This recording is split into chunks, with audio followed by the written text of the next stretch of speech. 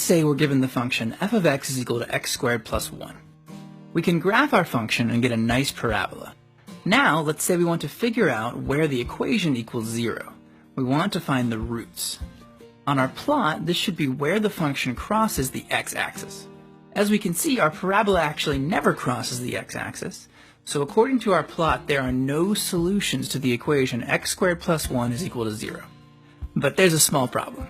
A little over 200 years ago, a smart guy named Gauss proved that every polynomial equation of degree n has exactly n roots.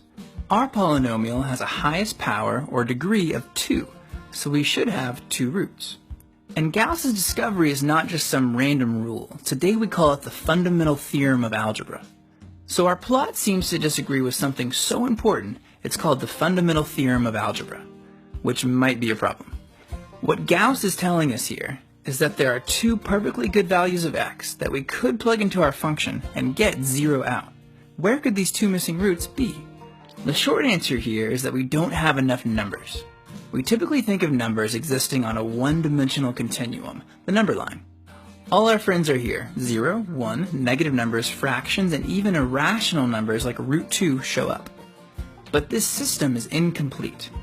And our missing numbers are not just further left or right, they live in a whole new dimension.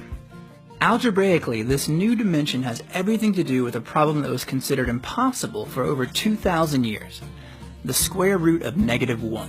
When we include this missing dimension in our analysis, our parabola gets way more interesting.